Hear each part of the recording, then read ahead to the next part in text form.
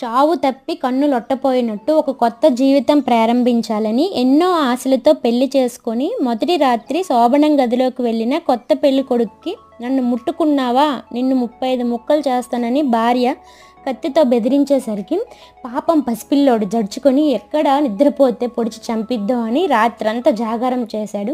మరుసటి రోజు భార్య ఊటీ వెళ్దామని అడగ్గా మనోడు చాలా తెలివైనడు. ఆ మేఘాలయ హనీమూన్ ఇన్సిడెంట్ గుర్తొచ్చి కుదరదు అని చెప్పాడు.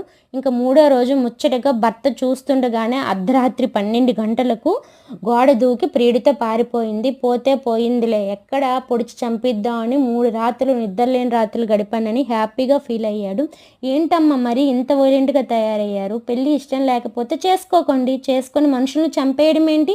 పెళ్లి చూపులకు వెళ్ళిన ప్రతి అబ్బాయి ఫస్ట్ ఆఫ్ ఆల్ అమ్మాయిని మీకు ఈ పెళ్ళి ఇష్టమేనా, మీరు ఎవరినైనా ప్రేమించారని అడిగి తెలుసుకోండి నాయన.